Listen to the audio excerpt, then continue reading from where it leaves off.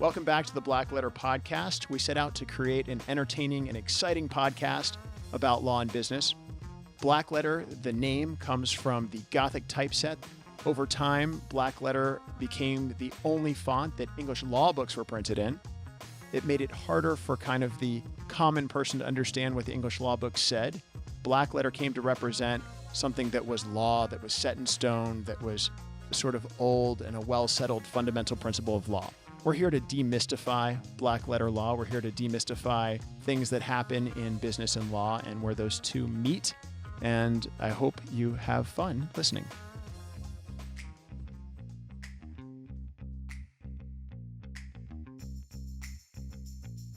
The guy that I went to work for at Drinkmore is a guy named Bob Green. And I really went to work for him specifically for this reason. He had Drinkmore as the primary company. That was like his name and his face were kind of attached to Drinkmore. But when you got to know him, he actually had 4 or 5 other companies that had sort of been incubated within Drinkmore Water until they got traction. And then they were spun off as a separate business where, of course, he had a piece of the business, right, but so did the person running it. And so when I went to work for him and how I was running the coffee business, my original intention was the coffee business would be, I would be running the coffee business. He would be my partner. I would be the face. He would be, kind of the guy behind the scenes. The reason I stayed, it became kind of incubated in this bottled water company, which is kind of bizarre, is right. We did build this thing kind of bespoke for him. Like he has an MBA from Harvard. He's an engineer. He's a finance guy. I'm more of a marketer, sales, track it, well, you just have to do it. It's an art and a science. He was like, I don't want to spend a nickel on advertising and marketing that can't be quantified. That was sort of his approach. And so that marriage, left brain, right brain. Yeah. So that marriage was like, I went to work for him knowing that we were probably going to start something together. I wasn't going to go vigilante and say, hey, screw you, I'm starting this company on my own.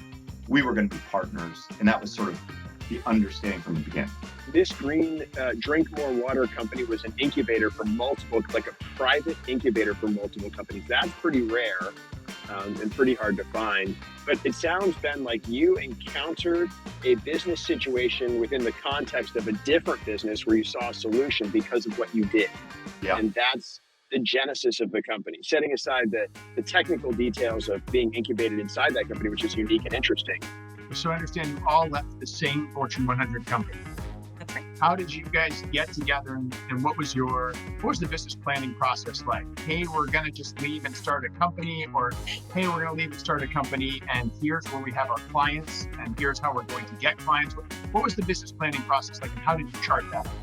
Yeah, it's such a good question, Tom. And actually, it's not quite as neat and packaged as I wish I could share with you. It was pretty disjointed early on. And the reason is we all worked together and had a great loyalty to our clients at that firm and to the firm itself. But there were just so many different things happening, especially in 2020, that led each of us independently and individually to examine what we wanted to do with our careers.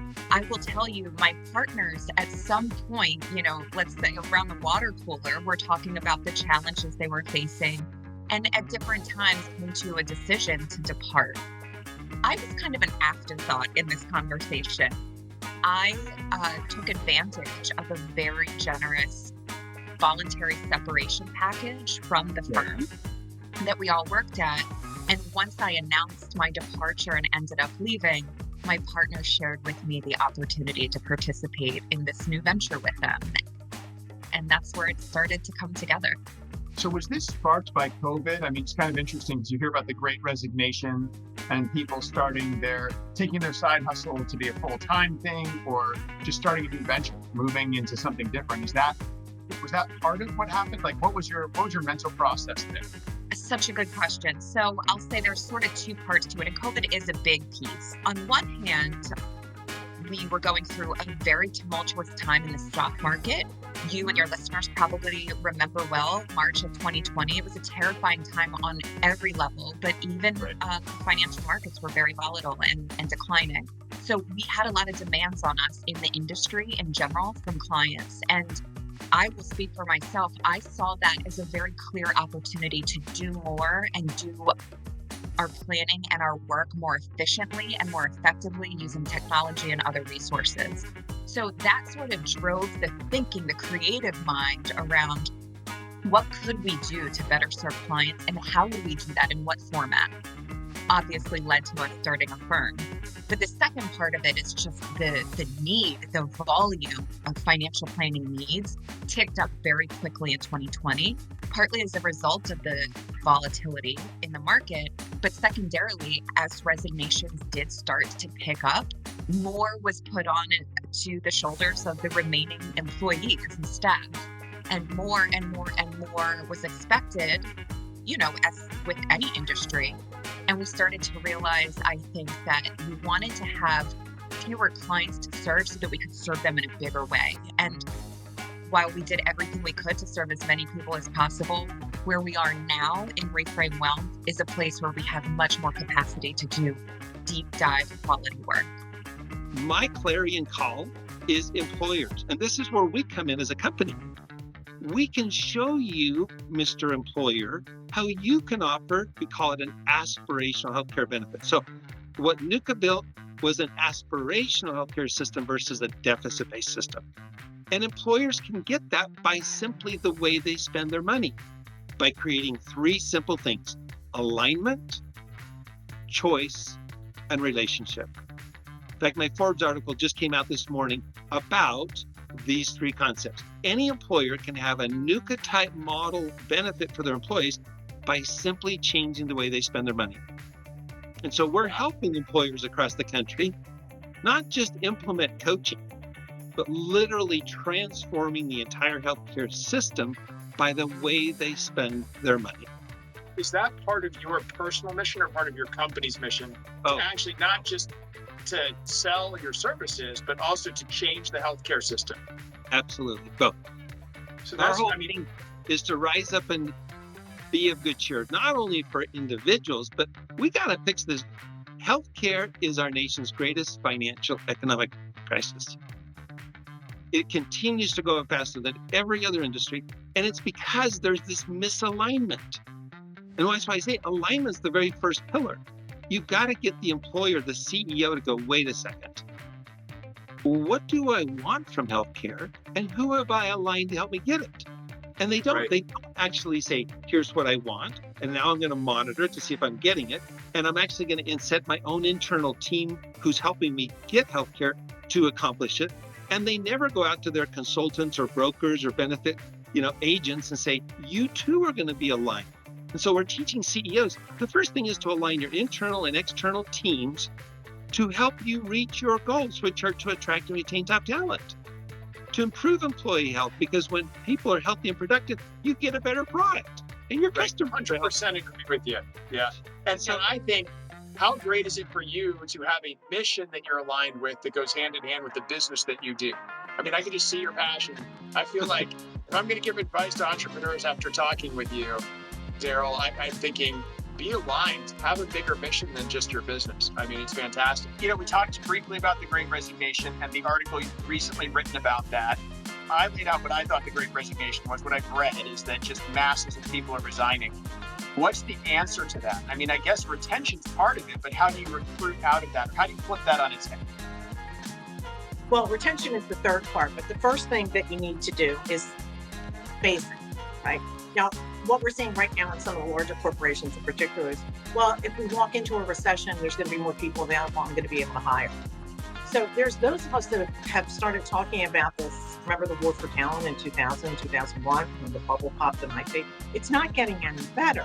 And now it has expanded, right? So now, because of the pandemic in particular, and if you get a chance to see the article, and I'll quote Dr. Hires, once you've come through a trauma, you reevaluate your life. And if you're able to make less money or look at an alternative way to make income, which there's so many of those avenues out there, you're not going to return to a regular workforce. Now, when you look globally, the US in particular, right, we work longer and harder than most of the other developed nations, right? Our 9 to 5 has now been totally exposed and unmixed. All of this said, I can tell you this, there's a job for every person and a person for every job. Even if there's a shortage in your talent, there's ways that you can work in the talent base that you're looking for. There's ways that you can work around that, but it starts by putting good business acumen around your talent acquisition. And it doesn't matter if you're that, that gas station owner that we were talking about the other day, or if we're talking about, Fortune 10, the Fortune 10, and having worked with all of them, I can tell you, everybody has their own issue.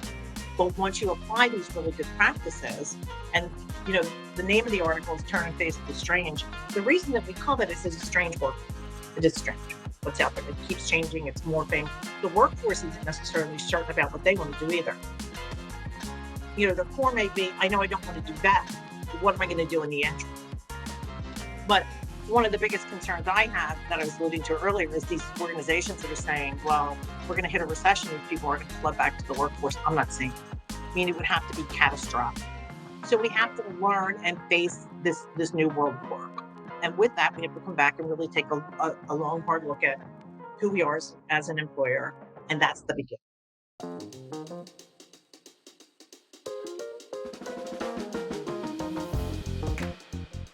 The first lesson was, it sounded like he lent you some perspective, and having perspective seemed to help. Yeah, like if you see a problem as a puzzle or a game, it suddenly makes it so much lighter.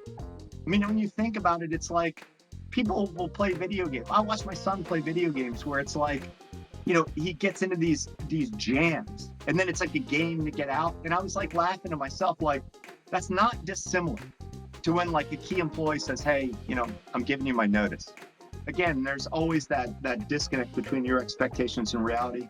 If you go into a business kind of realizing that how big your business gets is sort of dependent on your and your team's ability to solve these increasingly more difficult problems. But as the team gets bigger, like I look at the challenges that we face now, and they are way more complex than back then. So if you could go back in time to when you were putting the documents together and you were all for first signing those documents and you had this attorney prepare these documents, was there anything you would change?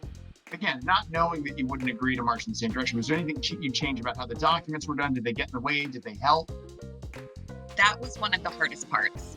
The way our documents were drafted was, the way a marriage certificate is drafted. You think you're going to be together forever. You're headed off into the sunset on your honeymoon. And we didn't anticipate this kind of departure. So our operating agreement allowed for resignation at any time, no problem. It allowed for a separation of ways and partnership if there was some kind of massive indiscretion. But we weren't prepared for a friendly kind of departure from the path. And so that was actually really difficult because we had to figure out, how does this work in terms of resignation, compensation, purchasing the ownership shares, pricing ownership shares for a business that had been in its nascent stages. So that was really difficult, and we had to come to the negotiating table, which is never comfortable or fun, but we got it done, and I'm very proud of that. So might your advice be then, just hearing this, and I have talked to clients about this too, and they never believe me, but maybe there should be a means for voluntary separation, right? A means to value if there's a voluntary separation, and if there's a bad breakup, and one of the partners is at fault because they did something like a breach of fiduciary duty, then the value is reduced. But that's things to think about, right? So that's a one to grow on, I guess. Tell us what your thoughts are about these products campaigns you've been successful with, vice the ones you haven't been successful with. I would say there's two things. There's many things, as I said in the last one, but I'm going to highlight two things that I think stand head and shoulders above anything else if you're about to launch your product or your business. Number one is proof of concept. The number of people who invest a lot of time and a lot of money in ideas that have not been validated by the market is astonishing. And I don't mean asking family and friends. Family and friends are never going to tell you the truth. And I don't even mean, is this a good idea? Like, is this a problem that needs to be solved and this is a solution to solve it? That's only one piece of the jigsaw, because there's one thing is to create a solution for a problem. The second thing is to be able to produce at scale that solution at a price point that is both going to be satisfactory to the customer and also satisfactory to you. So you can have a great idea that doesn't exist and is wonderful, but if it's set at a price point which no one's willing to pay, you're going to be in trouble. So I urge anyone who's launching a new idea or investigating a new idea or considering it to validate that idea in the market through either your own kind of mini funnels or stranger focus groups, any way you can validate. Lots of good books on that.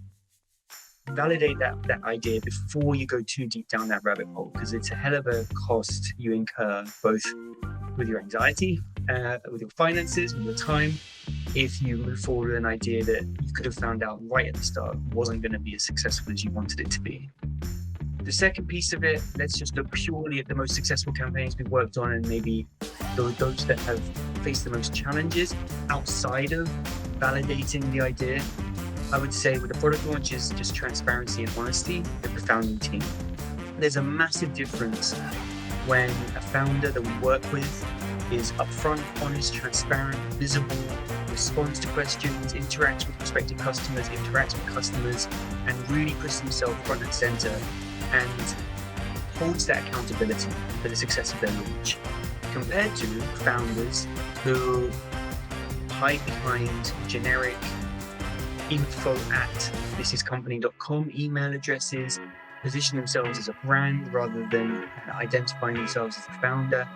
Now, long term, the brand needs to be the brand, and the founder's going to be likely going to be stepping away from everything going through him or her. They're not necessarily going to be the face of the company forever. But especially at a launch, when you have almost no credibility, nothing to prove that you're going to deliver a product, nothing to prove it's going to be a good one, nothing to prove you're going to satisfy your customers, the best level of trust you can, or the best lever of trust you can pull is face to face, human to human. You can trust me. And when people know you as an individual or trust you as an individual, they're going to be much more likely to take a risk on whatever it is you're launching. Is there a challenge in particular that you've run across with your business, or a challenge for businesses in general, that you were able to address that you think our listeners would derive value from hearing about? Whether that was... My biggest frustration is I watch the conference board every year. Conference board and the Element Trust Barometer, kind of like the two guideposts as far as I'm concerned, where organizations are going. Of course, that's up there. So in the top 5 is always talent. But when the rubber meets the road, the time, the energy, and the money doesn't go to talent. It doesn't go to recruiting. We're working with an organization right now that always has limits always have big limits. And they're spending about 2/3 more this year than they did last year on recruitment, right? So now we're coming into next year, and probably 3 years from now might be able to give them some savings. But I think not being smart enough and investing in this the same way that you would if you're an entrepreneur and you're starting a tech company, why are you not concentrating as much energy on the talent that you need? If you're the gas station owner, well, the people pumping the gas, your clients are going to decide to come back based on how they're treated by your gas guy. Who's going to tell you if someone's stealing? Who's going to tell you when the lights need to be changed? We forget the importance of people. And we have never done a good job in the U.S. on this side. I don't know too many countries that have, maybe one or two.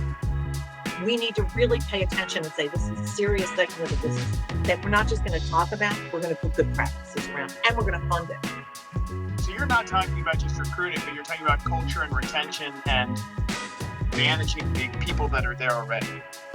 Well, actually, I look at everything from the TA perspective, right? Which is directly tied into how you get there. But you have to know your own culture. Really know, not fake, not what you want to be. And that's not easy. I mean, I'm the CEO of my own company, right? So I have to take a hard look at myself all the time whenever we go through up or down in recruiting. So, in recruiting our own staff. But when you want to retain people, there's a secret formula right now. And we get paid good money to do this, but I'll give you the secret formula. Okay, secret formula ready. Secret formula ready. You recruit them the same way that you train them and onboard them, and you manage them the same. If you run an ad that says, we have a great place to work, everybody here is happy, we're great, great based on New Jersey, top whatever, and then they come in and they're onboarded and the trainer complains, or somebody in the class is out of line, none of that fits, right? Well, now I'm disillusioned. Now I come in and I'm working for a manager who's like, who told you that? Who thinks it's a great place to work? This is an extreme. But this happens all the time. And it's not that simple. It's because organizations don't truly understand who they are. They're not articulating it well enough. Then the rest of the team is not on board. So you need to say something like, we're an awful place to work. People will complain. And then people complain in the first class, and then the managers mean. And it's perfect because you're synergistic. And we did this and it worked. We had a company that was a 9 to 5, sit in the chair, hit the phones, everybody takes a break at the same time, and most of them smoke cigarettes. And this was just before the pandemic. So we took this as a challenge. Like, how do you staff that in today's market? Well, we looked for people that want to sit in the seat. There are people who can only work under those circumstances. Right. And we started tracking them down by some of their cigarette habits, by the way, because we had technology that could do that. And it actually worked. So as long as you, and who am I to judge? Look, as long as you're not morally disrupting or doing something illegal, we won't work with you. But I can tell you that there's organizations after organizations that are not necessarily kinder, friendlier, and welcoming. And there are people that fit that atmosphere that could never work in an organization that doesn't have a lot more structure.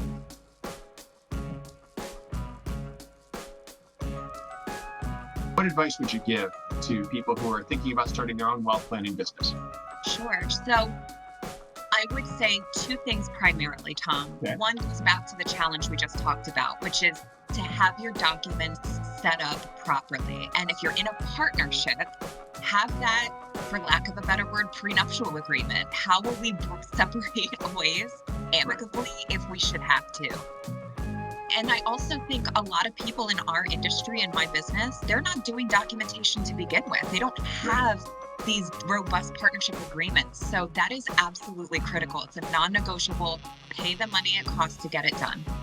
And then the second recommendation that I have, that fortunately we were very lucky to have implemented this, is a financial plan. And I know it sounds a bit cliche given the business I'm in, but I don't mean, mapping out how your retirement dollars are going to work for you. I mean a financial plan for the business, down to dollars and cents, P&L projections, work with partners if possible to put together a pro forma so you know exactly where the expenses are going to show up most. And then as you're hiring vendors or partners or any employees for that matter, have an escape plan. Know based on your pro forma what the best case scenario could be and what the worst case scenario could be so that you're prepared financially for anything in between. Okay, so the two big pieces of takeaway we're getting, and one is directly relevant to your experience with your partner, is have really good ownership documents. In this case, probably a limited liability company, an operating agreement, or if you're a corporation, a shareholders agreement, and pay a lawyer to do a custom, something that fits your situation set of documents. And you experientially would recommend that. And then the second piece of advice is, and it's interesting because I hear things from entrepreneurs all the time, like persevere or take the big leap, but yours is really practical advice. And I like it. I think it's useful to hear this, and you're a financial planner, so you're very aware of it, top of mind. Have a financial plan for your business, and not just a business plan, but you're talking about P&Ls and pro formas. And I will say a lot of entrepreneurs don't know even what these are or how to start to come up with something like that. But I guess you have to figure out where your revenue is coming from, what your revenue might be, and what your cost might be. And that's just good practical advice. And I think a lot of entrepreneurs get excited by all of the TED Talks where they're like, reach for the stars, or you're going to do it, or do your best. Be flexible. And those are great pieces of advice. But at the end of the day, as Melanie from Reframe Wealth has said, you've got to have a concrete financial plan. What advice would you give to a partner who's fighting with their former employer, or fighting with anyone who's going through a true lawsuit? A truly emotional lawsuit. What is your advice? I think you've said it, but Like, Yeah. let's encapsulate this to a nice sound bite. I'll put it at the end of the season as one of our sound bites of all of the people that come to the show. Yes, absolutely. I'll summarize into 3 points, Tom, Okay. really quickly. Number 1, take care of yourself. And sometimes that means reaching out to friends and family for help. Take care of yourself. That's first and foremost. Number 2 is do good work. There is nothing that can resolve the pressure against you of what others say than knowing that you internally that you're doing great work for the people who count on you. And then third is map out the money. I mean, I'm a financial planner, but it also is part of my business. Map out what it's going to cost, where the payments are going to come from, how long you can, manage this, and you'll sleep a lot better at night. That's fantastic. So, I will ask if people are facing this kind of monetary rift in their business. I know you do personal wealth planning, but could they call Melanie and be like, hey, Melanie, can you map out this for me? I mean, I assume they should hire you to do this, but would you do that? Because I haven't even heard of somebody doing that. I mean, it makes so much sense. I'm sure businesses internally think about it, but mapping out the cost of the litigation, for a business in terms of opportunity cost and the cost of attorneys and everything else, it's fantastic. What can you give our listeners to take away as they make their own entrepreneurial journey? And probably whether it's in healthcare or whether it's in any other kind of business, whatever pieces of advice you can share, we'd love that. So again, I'm very passionate about this idea of Edwards Deming philosophies of continuous quality improvement. Who's the customer? How do you delight the customer? How do you monitor the processes to see if you are delighting the customer? And then how do you improve the process? So I like to apply that to business in general. And when you ask the question, who's the customer? Every business has more than one customer. And I categorize customers into the 4 S's. Okay. The 4 S's of service. There's the served, there's the server, there's the sender, and there's the solvency. And when employers approach business from the standpoint of, I need to balance how well I meet each of those customers' needs, they'll be a successful company. When I say the serve, who's your customer? In your case, if you're an attorney, who are you providing attorney services to? Are you meeting their needs? Are you measuring and monitor to see if you're meeting those needs? And then are you improving the processes through those close to the process? Who's the server? Who are your attorneys that work for you that provide the service? And are you meeting their needs? And that's where we fall so short in healthcare. Employers offer these benefits, these healthcare benefits to attract and retain top talent, but they never ask their customer, how well is it working? And how can we improve the process to where you get a better product, which is all NUCA did. And NUCA got the best healthcare system by simply asking the customer what they wanted. Employers can do that.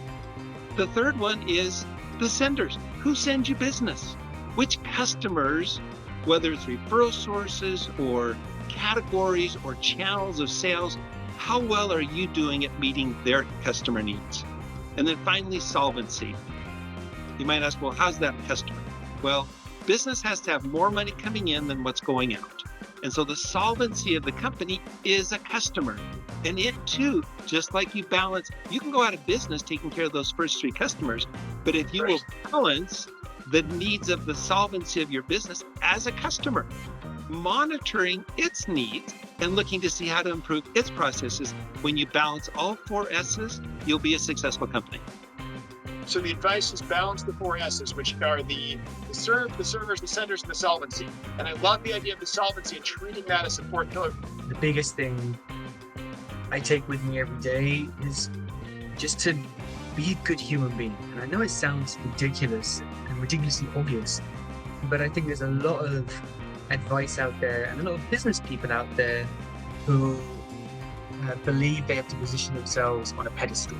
Okay. Rather than just being themselves, being good, being responsive, being open, being transparent.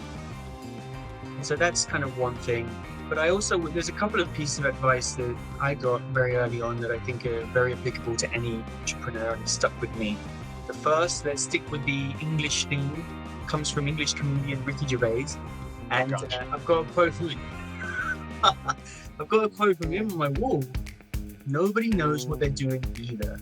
And I think for as a new entrepreneur in particular, it's easy to look at successful entrepreneurs and think, oh my gosh, I can't do that. I don't know the the secret. But at the end of the day, everyone's just trying to do the best they can with what they have, and we're all learning new things every day. Fair. So nobody knows the secret to life. If you have a passion for something, move forward with it and believe in yourself. I would also, along those lines, something that really astonished me when I started my own business was that I felt there's no one rule with how everything must be done. I went to a private boarding school, and I guess I was just under the impression that my life had to follow a certain path. And when I got into entrepreneurship and I started my business and I started reading more about other entrepreneurs, it's just the framework of life or business or career was just completely blown out of the water. And it was clear that if I wanted to pursue something, that I'm not murdering the world, but if I wanted to pursue something that didn't harm anyone and was good, then I have the ability and there's nothing stopping me. And so I think that perseverance and the fact that those limitations oftentimes only exist in someone's mind versus in reality are really important lessons that I learned and have really helped me. So I think they would help any new, or even not new, entrepreneur. I hear that all the time, actually, Will, in these entrepreneurship summits I go to. They even have sessions called Taking the Leap. And the Taking the Leap conversation is always around that mental switch in your head where you're like, I work for someone, but now I'm not going to work for anyone. And kind of throwing yourself into the void and realizing that, you just have to say, it sounds trite, right? You're saying, I can do it. I can just go ahead and do this thing. So it's like finding your company's mission is really tantamount or paramount in discovering how to hire people so that you're communicating the message. And you hate the word culture, but I guess at the end of the day, that's an easy way to describe it. You've got to know your culture so that you can attract people that fit your culture, right? And the first part to that is understanding, who the company is, who you are, who you really are. And that's not always easy, right? So a few years ago, I got a call from a large organization that we worked with for many years. 7:30 in the morning, we need you to come in. We're changing recruiting. We're now shifting from an energy company into a technical company. And I'm like, God, I hope we didn't advertise, right? No, it's already out there. My point is, you can make a decision at the very highest level, but especially in large organizations, it takes a long time to trail down. So when you're recruiting, you need to know where you are at that point in time. Otherwise, you waste a lot of money, a lot of time, a lot of effort turning out people that aren't a fit for the time. So it's not managing to your culture. It's not recruiting it's recruiting to where you are now. You may aspire to be here, but you need to put your feet on the ground where you are now and look for people that match at that. What are the things that you have learned in your business that our listeners should take away? So being a front runner in talent acquisition is going to increase your business tendency, right? Okay. The right people in the right seats are in. Put that commitment into it. Really understand that you can control who you're bringing into your organization. If we go back to the Jack Welch statement, you can't always control that they're going to work out, but you can control who you're bringing in. Okay. So understand that no matter what the market is saying, no matter what the press is saying, the people are out there. Know who you are. And then the second offering I would give is make a plan now to pinpoint who it is you want. And that's how you execute. Really understand who you are and then really understand who they are as a consequence and make a plan now to go after. Okay. There's nothing worse than being, losing one person and then, losing $1 million in revenue because you lost customers. Always being prepared for that. And then the third thing I would offer is everybody's watching. And what do you mean by that? One of the things about, social media is everything. Right. Usually TikTok, Sure. Nobody's going to know. They're going to know. Right. Nobody's going to know. They're going to know. They're going to know. You have to understand that everybody can see what you're doing now. There's Glassdoor for employers. There's Indeed for employers. I'm not saying be afraid of the commentary, but be genuine, right? We hear a lot of people talk about their authentic self. Be authentic. If you are a carrot and stick company and you don't want to change that, then say that's who you are. If you are kinder, friendly, people or family-oriented organization, then say that. But don't pretend to be one thing that you aren't, because that's where you're going to see the turnover. And, the recruiting market is much more savvy than they were. So they're the, taking so time, they're looking harder, and they can see things. They'll do reference checks on you. That's all for today's episode of Blackletter. Thanks again for listening. Join us next time when we talk about more Blackletter issues in creative ways. Make sure you subscribe to the podcast so you never miss an episode, and check out our website at blackletterstudios.com.